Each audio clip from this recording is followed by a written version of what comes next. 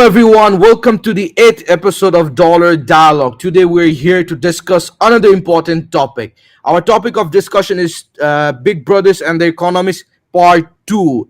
You might have remembered that last time we discussed about Big Brothers and Economists, and it was Part 1 where we talked about people like Nguema, people like Robert Mugabe, and this time we're going to talk about extremely interesting people also. Like last time, we're going to focus on three people primarily: Kim Jong-un, Saddam Hussein, and Hosni Mubarak. Like always, we always have a special guest speaker. Today's special guest speaker is Zumar Sheikh. He's currently a grade 9 student at AISD, and like all of our guest speakers, he's very keen in economic learning about economics.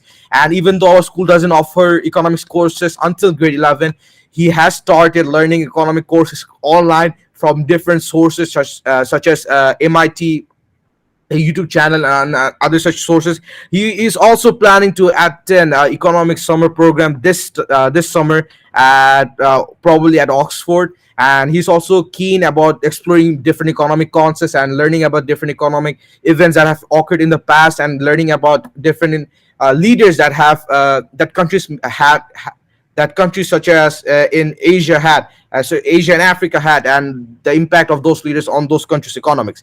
Zuma Sheikh, welcome to our episode today. Is there anything that you would like to add to the discussion or to the introduction that I just said? So hello, my name is Zumar Sheikh, like Araf had mentioned, and I'm planning to take HL economics in the future. Thank you, Zumar, for the introduction. Like usual, we also have our usual hosts, Shazib Karim and Arif Malik. Now, let's delve into the topic of discussion for today.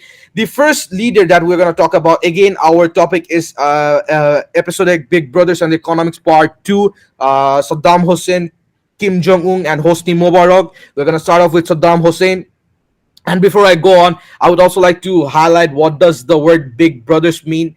Big Brother means it's actually a word that signifies a leader who has a very, you could say, a very strict control or a very powerful control over their country. We're not using the word dictator because it has a negative connotation, and it sounds a bit unbiased. And for this reason, we're using the word Big Brothers because it means a leader who has control over a great deal of control over a country's economy. And for this reason, all of the leaders that we're going to talk about had a great deal of control over the economy, or still are having, such as in the case of Kim Jong-un. Now let's let's move on to our topic of discussion. The first leader that we're going to talk about is Saddam Hussein. So a little info about Saddam Hussein. Saddam Hussein rose to power within the Ba'ath Party in Iraq through a combination of political maneuvering and ruthless tactics.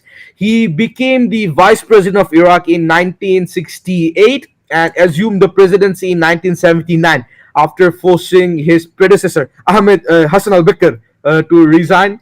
And Saddam's regime was characterized by authoritarian rule, and there was also centralized control, and there was also obviously aggressive foreign policies. And he also pursued military let's use the word adventures, including the Iran-Iraq war, which was between 1980 and 1988, and the invasion of Kuwait in 1990. Now, most of you might know how Saddam was removed from power, and Saddam's regime was toppled during the 2003 Second Gulf War, or the Iran-Iraq war, which was led by the United States and its allies. Following the invasion, Saddam Hussein was captured by coalition forces, and he was tried by an Iraqi court, and he was executed in 2006 for crimes against humanity. And obviously, Saddam was a very interesting leader. Many Bangladeshis, during the way Bangladeshis viewed Saddam is very interesting.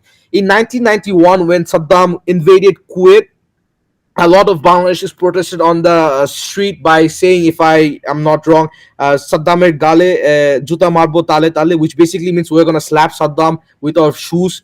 And even though that means that the Bangladeshis hated Saddam in 1991, but after he was executed, or after his trial, which was the way he spoke in his trial was viewed by Bangladeshis as very, you can say, in a very brave way, because he was being executed. He knew that he was probably going to be found guilty and probably going to be killed, but still the way he he answered the judges, but the way he responded to the judges' comment, the way he gave speeches during his trials, made a lot of Bangladeshis like him again. And in 1991, a lot of Bangladeshis hated him because he invaded Kuwait and because that drove up the prices of oil in our country. But in 2006 and 2003 to 2006, because of the way his trial was, you can say, his trial was obviously glorified in Bangladesh because of the way he spoke. Many people started liking him, and for this reason, we grew up in a country. We grew up hearing good things and bad things about Saddam. Some people heard more good things than others, and some people heard more bad things about others. But we're going to be trying to be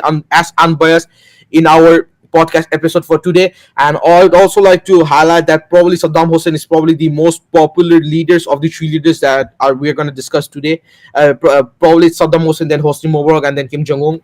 But probably now it's probably about Kim Jong Un. Now a lot of people find Kim Jong Un to be very funny because of his bodily posture. But now let's delve into Saddam's economic policies and economy of Iraq during Saddam Hussein's rule.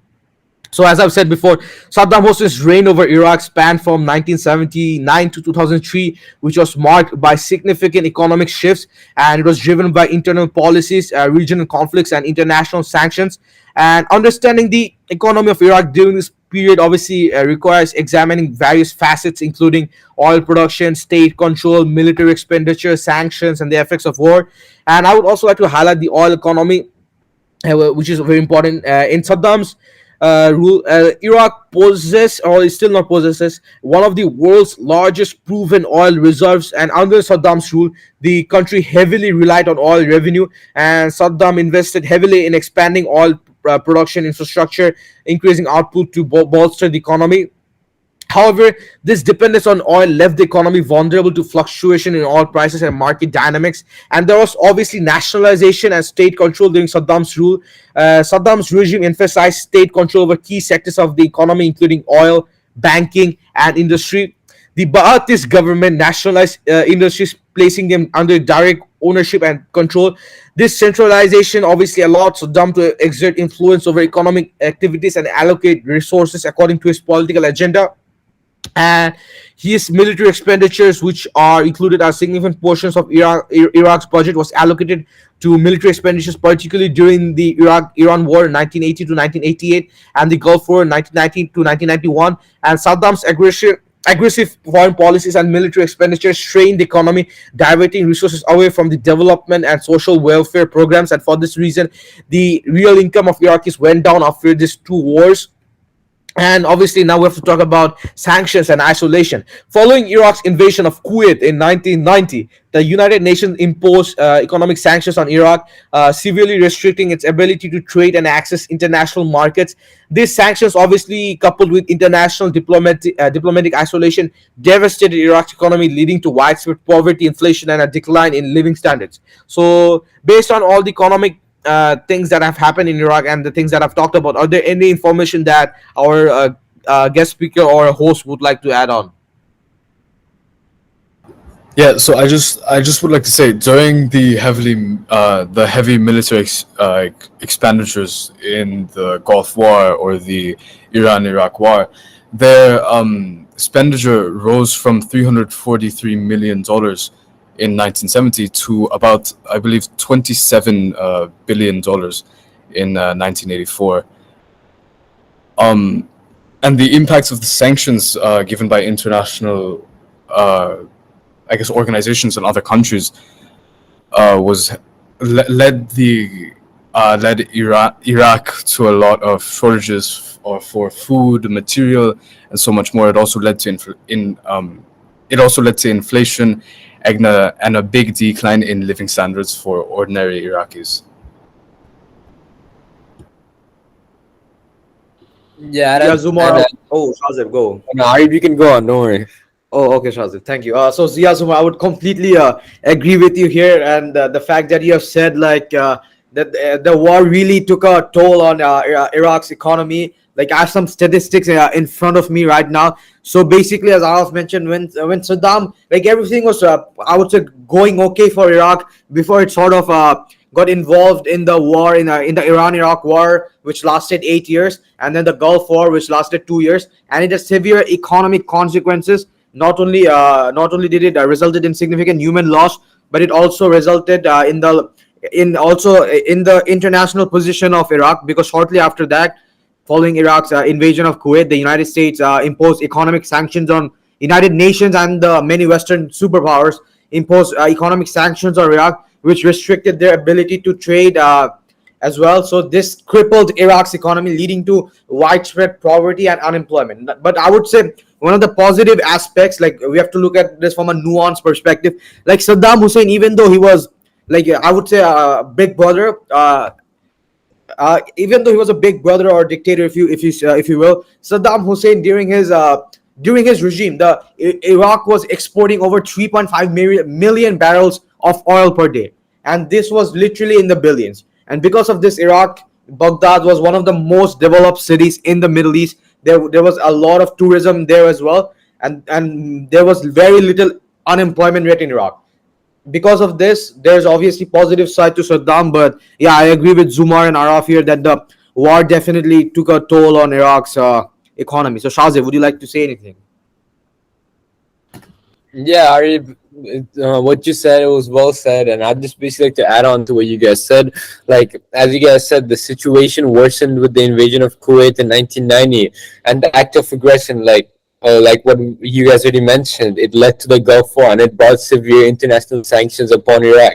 And these, just to highlight it again, like as we know, these sanctions aim to weaken Saddam's regime, but it had a devastating impact on on the Iraqi population, because the economy shrank drastically, and ordinary Iraqis faced severe shortages of food, medicine, and other essential goods. And to make the suffering even worse, the United Nations implemented the Oil for Food program in 1996, and this program allowed Iraq to sell oil in exchange for humanitarian supplies. But although, like, while it provided some relief, the program was marred by corruption, with allegations that Saddam's regime siphoned off funds for illicit purposes. And to and to talk about it more, like if you look at it, under Saddam's rule, Iraq's economy became a tale of two extremes: vast oil wealth on one hand, and crippling debt and sanctions on the other. The regime's focus shifted from economic development to maintaining power, often through brutal repression and propaganda. The long term impacts of his economic policies were devastating, and it basically left Iraq in a state of turmoil that continued long after his fall.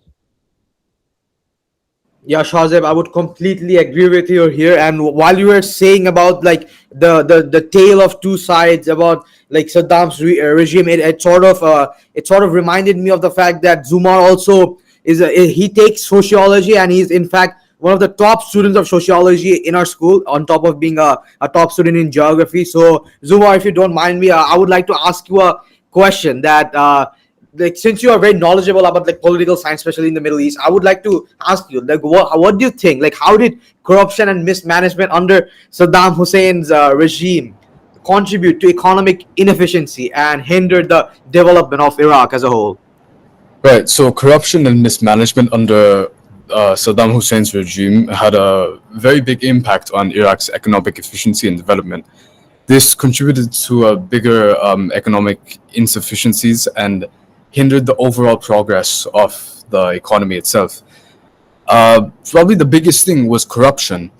The state's resources were frequently siphoned off by officials such as Saddam Hussein himself and his right hand advisors. Uh, this led the country funds for public services, infrastructure, and development projects into private hands, such as for big companies or state-owned companies. This reduced the effectiveness of the government spending, and there was also a lot of bribery and embezzlement. Corruption at many different levels of the government involved bribery and embezzlement. This led to, I guess, more of the depletion of the national treasury. Government officials often demanded bribes for providing basic services and facilities which operated businesses, and adding an extra cost to economic activities and discouraging investment. And this is all being added on while the Iraqi dinar, I guess, was being devalued to its highest extent ever. And then there was a lot of kickbacks to this entire thing. Contracts for public works and government procurements were often awarded based on favoritism and kickbacks rather than merit and cost effectiveness. This also resulted in inflated project costs and substandard work. And there was a very big impact on public trust. Widespread corruption basically, I guess, ruined the image of the Iraqi government and Saddam Hussein himself.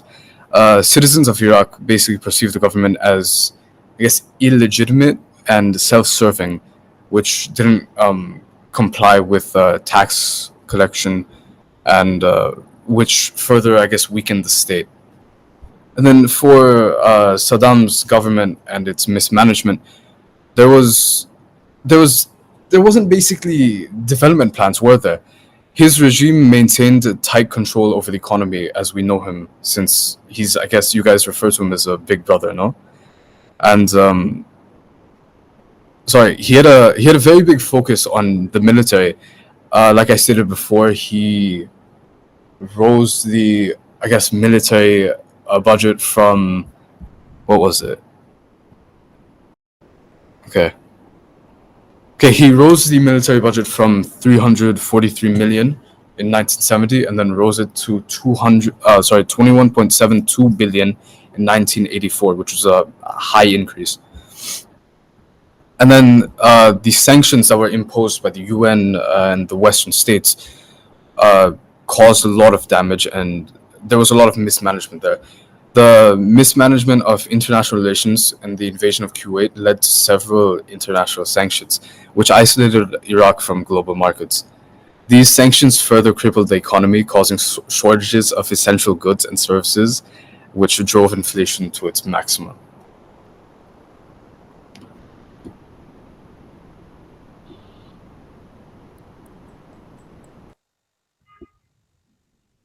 Thank you for all the opinions that were shared about the economic impact of Saddam's regime.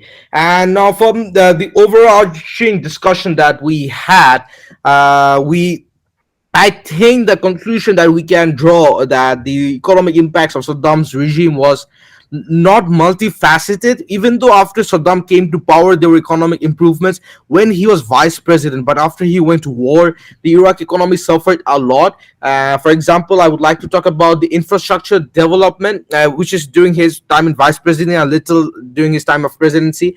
Despite the challenges that were posed by war and sanctions, Saddam Hussein's regime invested in such infrastructure development projects, including building roads, bridges, and public buildings. These projects serve both practical and propaganda purposes, demonstrating their regime's ability to undertake large scale initiatives. However, agriculture and food security was not secure in Saddam's time. Saddam Hussein pursued agriculture policies aimed at achieving self-sufficiency in food production.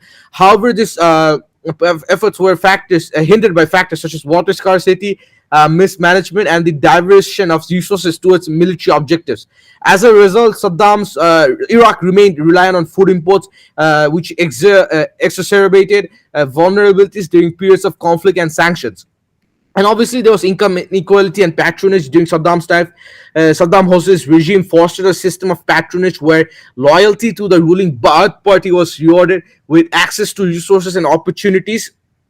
And this obviously led to widespread corruption, nepotism, and income inequality, and stifling economic productivity, as Zumar, Arif, and Shazib have highlighted.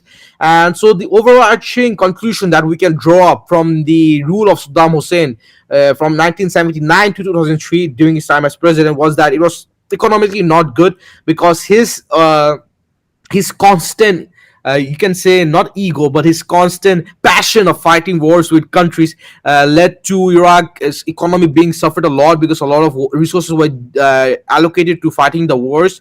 And that's the economic conclusion that we can draw up to. But I will try to play the devil's advocate here, and the only reason I want to do that is to broaden our knowledge, or to show different perspective into our discussion.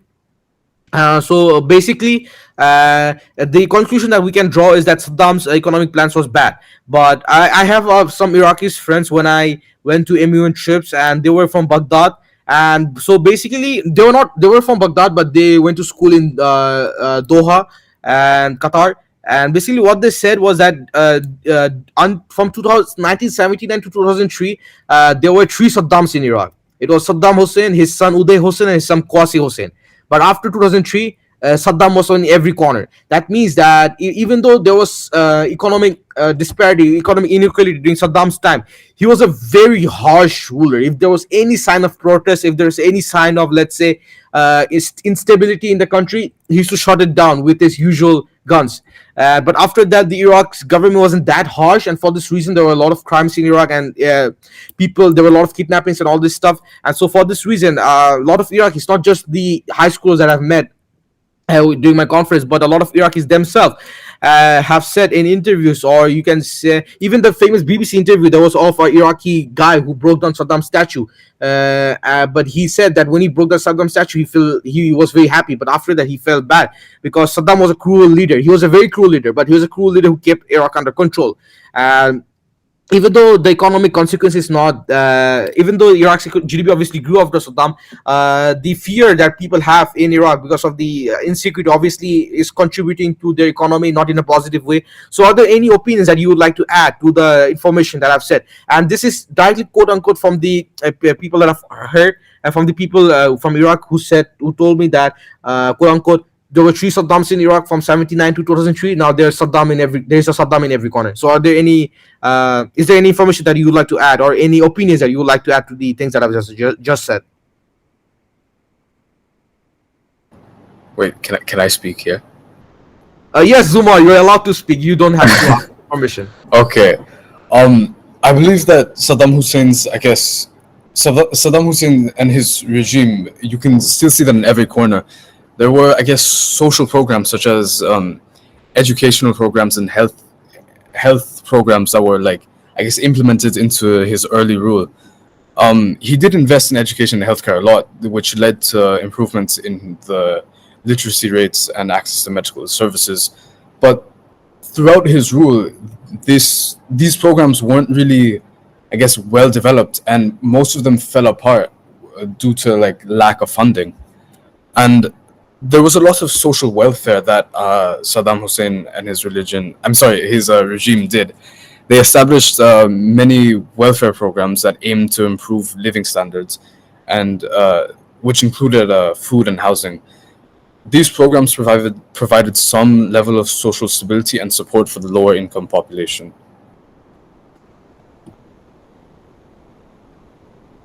Thank you for talking about the education and the healthcare and the income. I would also like to highlight one thing that I think that we four of us miss is about the women's equality during Saddam's regime.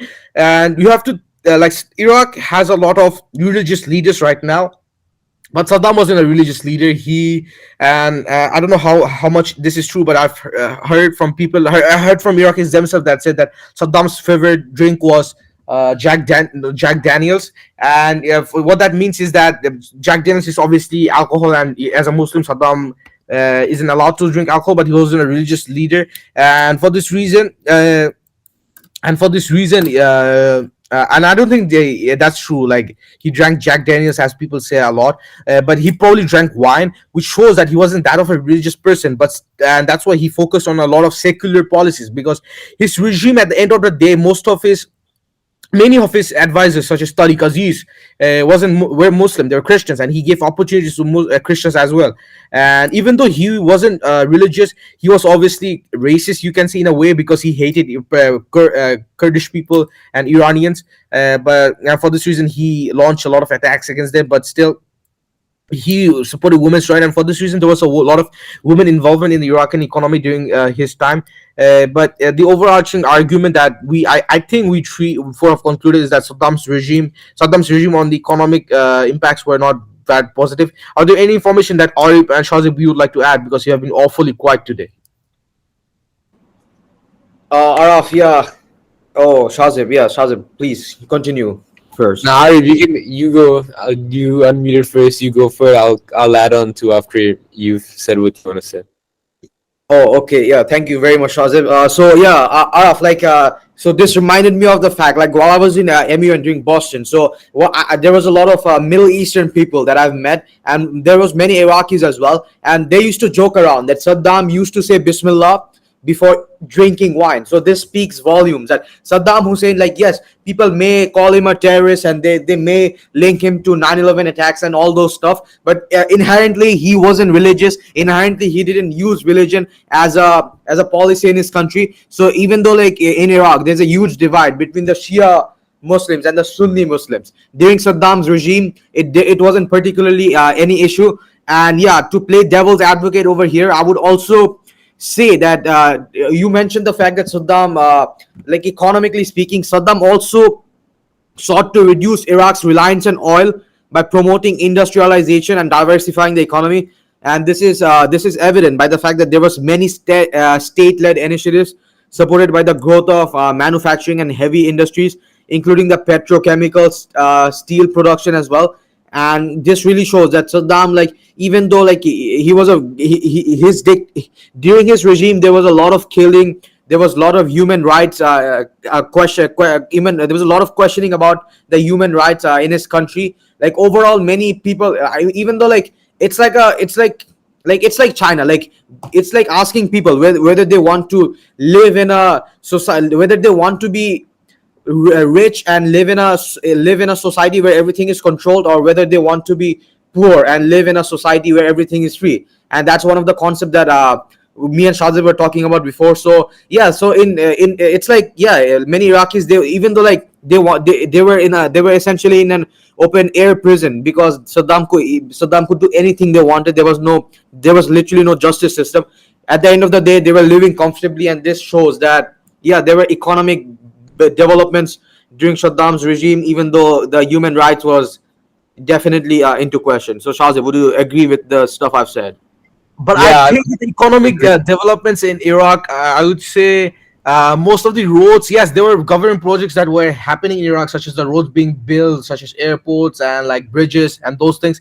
But I wouldn't say that people got rich, because a lot of Iraqis were living like less than, I think, $5 a day. That's like absolute poverty, right? So I would say, like, economic development, yes, there were government projects. The infrastructure of the country did develop, but because of the oil well, which is going mostly to Saddam's family and to his, like, most government. Not even like government, like ministers, a lot of Iraqis didn't see the world to themselves, and the economy wasn't developing in a way like that benefited the overall Iraqi people. Shazib, would you like to add anything? yeah. First of all, like, just to add on to the economic developments that you were just talking about, I would just say that one of Saddam Hussein's most significant economic actions was the nationalization of the Iraq Petroleum Company in 1972. As, like, me and I were talking about this fact before, and this, like, even before he officially took power, like, by bringing the oil industry under state control, Iraq saw a dramatic increase in oil revenues, and this move provided the financial resources needed for Saddam's ambitious development projects, and it basically laid out the groundwork for Iraq's economic transformation. And we're talking about economics, like the economic development right now. But earlier on, like, I remember you brought up the question about the woman equality during his regime, right? So I would like to talk a bit about that, because I'd like to say that under Saddam's rule, education was a key focus, as we've already mentioned this, and this included improving access for women. The government implemented policies to ensure that girls received the same educational opportunities as boys, because new schools and universities were built, and there was a significant increase in female literacy rates. By the 1980s, Iraq had one of the highest literacy rates in the Arab world, and women were encouraged to pursue higher education and professional careers. And not only that, in the healthcare sector, there was substantial improvements that specifically benefited women. The government invested in building hospitals and healthcare facilities, providing better access to medical care for all Iraqis. Maternal and child health services were expanded, leading to a lower infant mortality rates and improved overall health outcomes for women. And these advancements contributed to a higher quality of life and a greater well-being for Iraqi women. Yeah, I just want to add on to Saddam and how he, I guess, improved the economy in Iraq. As I believe Araf stated before, there were many infrastructure projects that did help that did help modernize the, I guess, economy in a way. There were also a lot of industrial developments in the country. Um, Saddam's efforts to diversify the economy led to a development of industries such as petrochemicals, steel, cement, and this overall, I guess, aimed to reduce the dependence on oil and the amount they were exporting. And there was also a lot of agricultural developments. The government promoted agriculture development through land reforms, investments in irrigation, and subsidies for farmers. These efforts aim to increase food production and reduce reliance on food imports. Thank you for all the opinions that were shared. So the conclusion that I think we can reach is that even though there were very positive impacts of Saddam's economy, like infrastructure development, a lot of money due to corruption wasn't reaching the Iraqi people, and for this reason, a lot of Iraqi people were living in poverty. And for this reason, the as at the end of the day, we would like to see the lives of people actually improve, not just building roads and these things. So for this reason, the conclusion that we can draw is that Saddam's regime for Iraq's economy was not positive. Now let's move on to the second interesting leader, and I would say like he's probably the most colorful leader, Kim Jong Un. And even though he's a very he's a Saddam Hussein type leader, not Saddam Hussein. He's like Saddam Hussein. Saddam Hussein. He's like very strict, very controlling of his country. But unlike Saddam Hussein, who was seen as you can highlight as a macho guy, many people in Bangladesh actually find Kim Jong Un to be a cute man because he seems like a cute man. So unlike Saddam Hussein, who's seen as a macho man, like a not grandfather macho type man, but Kim Jong Un is like a young like a young cute man because he's still young. He's in his 30s, so he's seen as a young man, and many people in Bangladesh don't seem to know that he's also a very he's more horrific, I would say, than Saddam, because he even like fed his uncle to dogs, so that's a lot. And so now let's delve into Kim Jong Un. So Kim Jong Un succeeded his father Jong Il as the supreme leader of North Korea following his death in 2011. Kim Jong Un was groomed for leadership within the ruling Kim family and the Workers' Party of Korea. And Kim Jong Un's reign has been marked by continued repression, human rights abuses, and pursuit of nuclear weapon and ballistic missile programs. His regime maintained tight control over the economy and society with limited political freedoms and widespread poverty. And Kim Jong Un still remains in power with no signs of imminent removal. The regime has effectively, and I would say, this is like effective to a great extent, suppress dissident and maintain internal stability despite the international pressure and sanctions. So talking about Kim Jong Un, economic policies in Kim Jong Un are like typical communist, like not typical communist, like pure communist theoretical type of like government, where North Korea operates under centralist common economy with the state controlling all of the economic activities, most of it, if not all. And Kim Jong Un's regime prioritizes military spending and heavy industry over civilian needs, leading to resource allocation challenges and economic inefficiencies. And North Korea is also subject to extensive international sanctions due to its nuclear program and human rights abuses. And these sanctions restrict North Korea's access to foreign trade, financial transactions, and technology transfer, further isolating this country from the global economy.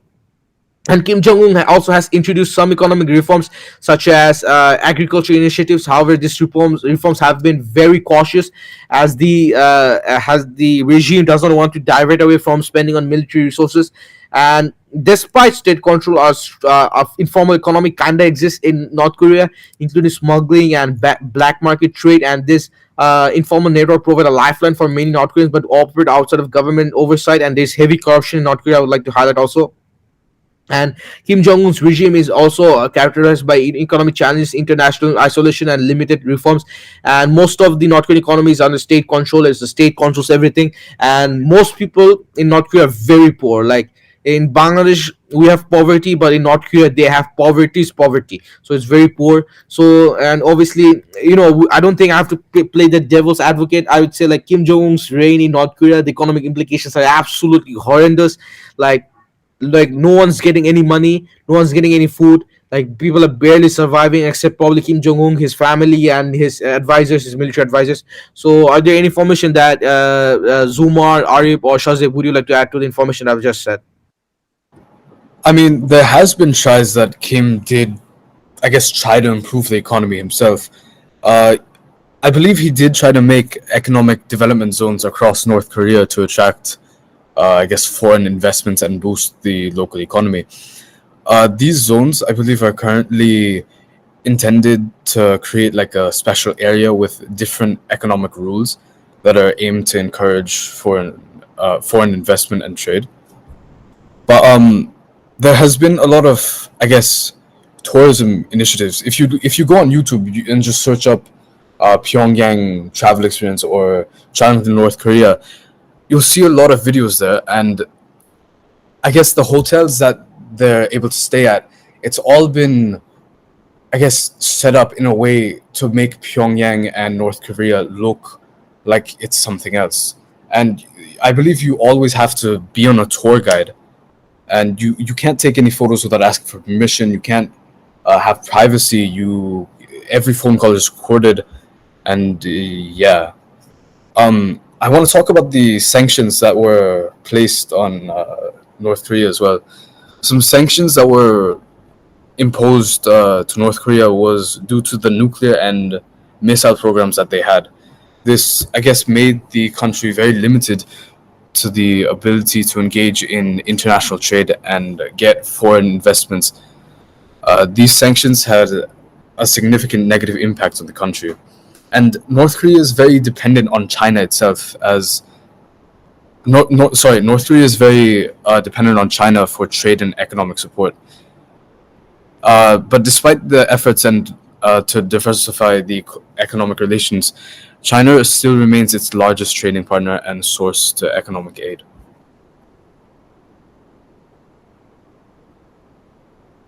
I think you talked about the special economic zone in North Korea, and obviously it's very interesting because the special economic zone in North Korea is like, the reason the zone was set up was to attract foreign investment. But you also highlighted how in North Korea people are not allowed to take photos with a permission, are not allowed to roam without tour guides. But that begs a question, like what kind of rational individual would go to North Korea to invest? Like if I'm being treated as a you'd say, like if I'm being controlled by someone, why would I go to invest in a country? I'd better go you invest in their enemy state, in the US, because in the US I can take a photo and someone wouldn't, like, kill me or send me to prison.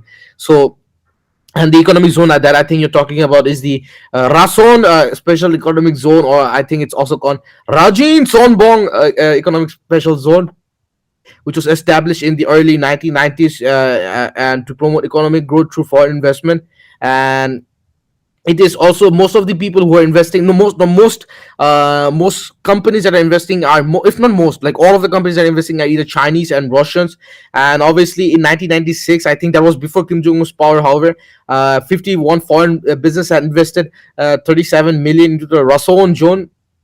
And the United Nations Industrial Development Organization expects that 150 million would be investing in the future. This data is kind of also, I would say, like 150 estimated that 150 million dollars would be invested in the economic zone until like up to now. But in 2012, in August, I think, international trade fair was held, offering foreign investors and journalists a look at the work in progress. The zone is slated to be a tourism, manufacturing, and transportation hub, and that's what the North Koreans say. But however, some analysts think that the special zone is more of a project for North Korea to experiment with the capitalist economy rather than using as a basis of transforming North Korea's economy. And this zone has been there for like a long time, but it hasn't like seen any economic improvements in the people of North Korea's life. North Koreans are still suffering now. So, are there any information that Shazip and Ari would you like to add to the things that Zumar and I have said? Yeah, I'd like to add on to what you guys said. Like, I'm talking about the economic zones, the SEZs, to attract foreign investment in technology. I'd say that these zones offer more relaxed economic regulations and tax incentives aimed at encouraging foreign businesses to set up operations in North Korea. And the most prominent SEZs, like said, include the Rason Economic and Trade Zone, like what RF you've already mentioned, and also the Wonsan Kumgang International Tourist Zone and the Kaesong Industrial Complex, which operates in collaboration with South Korean companies. And I apologize if I've mispronounced any of those names. And to talk about the infrastructure development, the infrastructure development has been another key focus. Kim Jong Un has overseen the construction of modern high rise buildings, leisure facilities, and transportation networks in the capital, Pyongyang, and also in other urban areas as well. And these projects are intended to showcase the regime's commitment to modernization and to improve the quality of life for North Korean citizens. And also, looking at one of the more ambitious initiatives has been the push towards developing the tourism sector. North Korea has promoted its scenic landscapes, historical sites, and unique cultural experiences to attract tourists. The Wongsan Kumgang International Tourist Zone, in particular, has been a major focus on of this effort, aiming to draw foreign investors and generate more much needed revenue. Yeah, Shazib, I would completely agree with you here. Like, before coming to this podcast, I actually talked with Jiho. Like, even though Jiho's from South Korea, like as a whole, like the Korean Peninsula, he has a lot of knowledge about this stuff.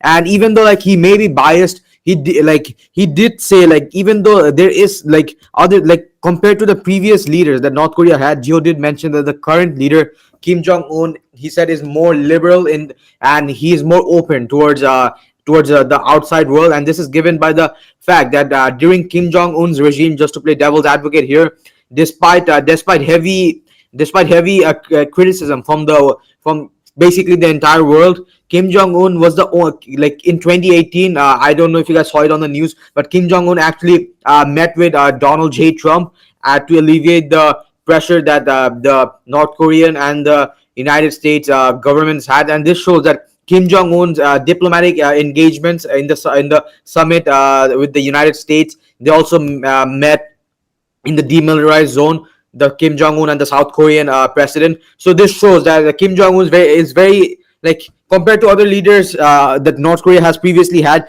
He's very open minded. I would say, yeah, very open minded. And other than that, I would also like to say like the tourism sector is not the only sector that foreign companies like can invest in North Korea. There's also like North Korea is a country that is very rich in resources. If I'm not mistaken, North Korea has a lot of ores and like natural resources, and many Russian companies and many Chinese companies have already established bases in North Korea to extract those minerals and to expand and to basically help boost North Korea's GDP. So this shows that beside tourism and beside the trade, export and import, North Korea is also developing in those sectors. And lastly, I would also like to talk about the fact that like North Korea is, if I'm not mistaken, one of the it's the last communist like nation in the world. There may be Cuba, like we are talking about this in history.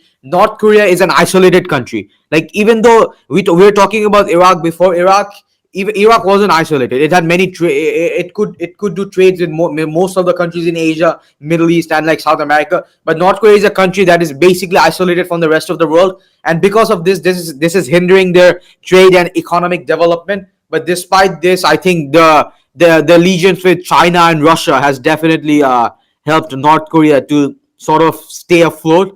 And I don't know, maybe we will see in the long run. Maybe this can lead to maybe North Korea will open its borders and like establish democracy and stuff.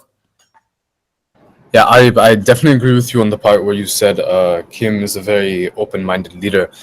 I believe this is when his father was in power, but there was, I believe in 1990, there was a big famine that I believe killed, I think, 2 to 3 million people. When Kim got in power in 2023, there was a situation that was almost like the famine, and it did kill a lot of people. This got this got Kim to thinking about, I guess, more agricultural reforms. This led him to, I guess, talk about or implement a new idea called the punchak system for farmers, which I guess allowed the farmer to keep a certain portion of their produce or what they've made so far in the year after they meet state quotas. This I guess this was aimed to increase the agricultural productivity and incentivizing farmers. Thank you for the opinions that Arif and Zumar you have shared, and like I would like to disagree on the part where you have said that Kim Jong Un is a very open-minded leader. What I think Kim Jong Un is a very smart leader, because and smart leader not because he's a very nice guy, and the smart leader in the sense that he knows how to keep control of his country. And I would say this because there haven't been famines since he has been here, but there have been times where he basically no, there's not just still is basically people are not dying, but people are literally, eating like very little to survive. And he basically is making sure that they don't riot against him, but at the same time, he's making sure that he is able to maximize them, use them as his slaves, and earn as much money as possible. Are there any opinions that you would like to share based on the things that I've said, Arif, Zumar, or Shazib? Out of the fact that you mentioned like the slaves, like I would like to say, like, even like, yeah, from the outside perspective, like people might view the North Korean people as essentially slaves of Kim Jong-un, because if Kim Jong-un tells them to jump off on the roof, they're willing to do that, and mostly it's because of fear. But I would also like to highlight, like Gio told me, that North Koreans, they don't believe in the Bible, they don't believe in the Quran, they don't believe in the Torah, they believe in Kim Jong-un. They believe he's the eternal leader of their country. And because of this, Jiho said to me, like, it's very hard to, like, once you indoctrinate someone, and like what Kim Jong-un's family has essentially done is they have indoctrinated the whole population of North Korea into believing that they are the gods. And because of this, it's going to be very hard, like even like after 100 years from now, like it's going to be very hard to change the people's mind, because it's sort of embedded in their DNA now. They believe Kim Jong Un is their eternal leader. And yeah, because of this, I would say, like, even though from the outside perspective the North Korean people may be starving, I would say, yeah, in the inside, like they don't really, like, they're willing to do that, they're willing to go to that extent, because they believe that the Kim Jong Un is their god. And yeah, I would completely yeah, and this is what Gio told me. And yeah, I would, and this really enlightened me, because previously I thought the same thing, that they were slaves. Why would they voluntarily do that? But because they believe that Kim Jong Un is the god, they're willing to go to that extent. So yeah, Shazib or Zuma, would you like to agree? Yeah, I definitely agree with what you've said. I think like their mindset, it's like fully like they have a totally different perspective on the world that we have. Like, once I was watching this video, like on like this person who was from North Korea, but he was able to escape, and then he talked about like he couldn't believe like how the world was outside of North Korea. And I also saw this video where people from North Korea, they didn't know that there were other countries apart from North Korea. Like they thought they didn't even know what was happening outside their own country. And I also saw like another interesting video where North Korean people, like, the calendar that we have, they like apparently have like a totally different calendar system and totally different education system. And I think like not only education system, like I think everything they do is just so different than ours. Like in they're just living in a different world compared to ours. And like just thinking about it, like what you said, like that they view Kim Jong Un as God, and that's why they do whatever he says. Like just thinking about it, it's like it's really mind blowing to me. So Yeah, basically, the the Zuma, go on. sorry, the social norms in North Korea are very different to what we have in the Western world and in Bangladesh itself. North Korea isn't as modernized as it is as the outside world, and like Araf, Arib, and Shazim have mentioned, they have, I guess, supreme loyalty to Kim Jong Un, Kim and his family, and the gender roles in the family structure are quite traditional, and with men typically viewed as the breadwinners and women as the caretakers at home. Women do also participate in the workforce and are encouraged to do so and contribute to the state's economic goals. Family units are considered the basic building blocks of society with an emphasis on loyalty to the family and, by extension, to the state and Kim's family. Thank you for all the opinions that were shared. So the overarching conclusion that we can draw from the discussion is that the economic implications of Kim Jong Un's reign in North Korea is negative. So is that a yes? Yeah, I believe it's a negative. Yeah, I'd agree too. Yeah, same. Okay, now let's move on to a third big brother, which is Hosni Mubarak. So basically, Hosni Mubarak is also popular in Bangladesh. He's not popular with our generation that much, but our parents' generation, our grandparents' generation, he was very popular. And so Hosni Mubarak assumed the presidency of Egypt in 1981 following the assassination of President Anwar Sadat. And Mubarak, a former military officer, was Sadat's vice president and succeeded him after Sadat's assassination during a military parade. And Mubarak's presidency was characterized by authoritarian rule, political repression, and limited political freedom. He pursued economic liberalization policies while maintaining tight control over political opposition and dissent. And Mubarak's presidency came to an end amidst the Spring Uprising in 2011. Widespread protests erupted across Egypt, fueled by grievances over political repression, economic inequality, and lack of opportunities. Facing mounting pressure, Mubarak resigned from office on February 11, 2011 after nearly 30 years in power. He was subsequently arrested, tried, and convicted on charges of corruption, complicity in the killing of protesters during the uprising. And Mubarak was sentenced to life in prison, but was later acquitted on appeal, and he passed away in 2020. And the policies that Mubarak had, economic policy, was that Mubarak's presidency saw a shift towards economic liberalization policies, including privatization and attracting foreign investment. But however, there was heavy corruption, like nepotism and income inequality, remained persistent. And the Egyptian government invested in social programs and infrastructure projects to improve living conditions and promote economic development. However, infrastructure development was uneven, and rural areas often lack investment. And for this reason, all of the, you can say, development that happened in Egypt happened in Cairo, which is all, compared to Egypt, is a very small part of Egypt. And Egypt was affected by the global financial crisis of 2008, leading to a slow economic growth and rising unemployment. And the Mubarak's presidency amid the Arab Spring uprising in 2011, fueled by grievances of political repression in income inequality and lack of opportunities, the protests underscored the need for deeper structural reforms in Egypt's economy.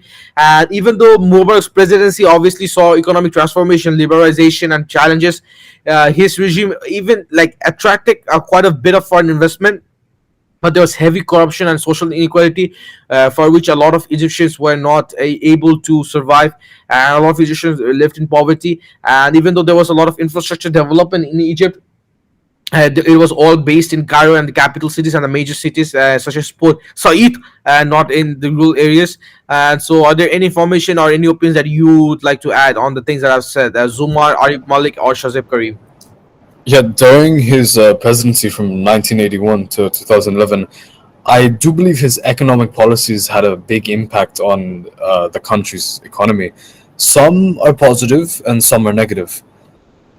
Things, things such as like privatizing state-owned companies, like Araf, you said, the privatization of state companies and enterprises was a cornerstone and like a backbone of Mubarak's economy strategy. The I guess this move aimed to reduce the fiscal burden on the state to increase efficiency in several various sectors.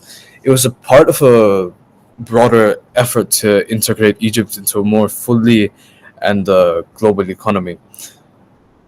There was a there was also a tourism sector revival that he tried to do. There were many setbacks, like the Luxor massacre in 1997, which then the tourism sector saw a revival in. This happened during the 2000s, so this also contributed significantly to its GDP.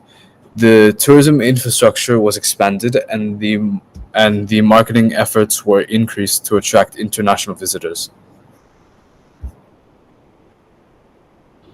Yeah, and to just add on to what you guys said about the economic developments, the like as we know, he took charge in I think 1981, and he inherited an economy burdened by debt, high inflation, and unemployment. And to just address these challenges, he implemented structural adjustment programs in collaboration with the International Monetary Fund and the World Bank, and these programs aim to stabilize the economy through a series of market-oriented reforms. And not only that, and like yeah, that's just about the economic development. But I remember, Araf, you've also mentioned the corruption and how the country had to go through a lot of corruption. So, like, as we know, I think me and I were talking about this, about the global financial crisis of 2008. It was it basically further exposed the vulnerabilities in Egypt's economy.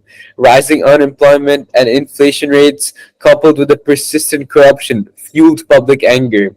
These economic grievances were among the factors that led to the mass protests of the Arab Spring in 2011, ultimately resulting in Mubarak's resignation.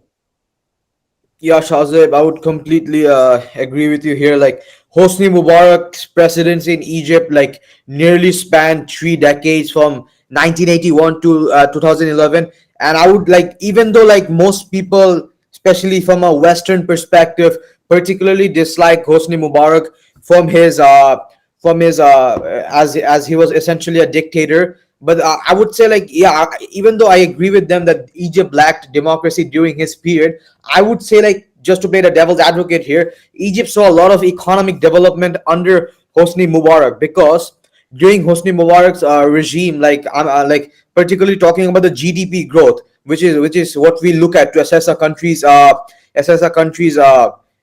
development. Egypt experienced relatively stable GDP growth during Mubarak's presidency, and according to the World Bank, Egypt's GDP grew at an average annual rate of 5% during the 2000s, and during the 2007 to 8 fiscal year, Egypt's GDP grew by 7.2%, which was one of the highest growth rates in North Africa at the time. So this shows that Mubarak's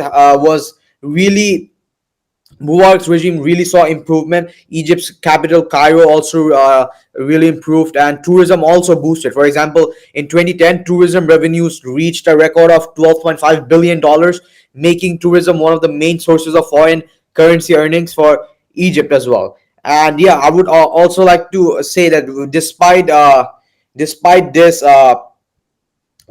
growth, there was also a lot of foreign investment as well. According to the United Nations Conference on Trade and Development, the FDI, the foreign direct investment in Egypt, rose from 389 million in 1990 to over $13 billion in 2008, showing that foreigners actually wanted to come to Egypt not just for tourism but to invest in the country as well because there's a potential in Egypt.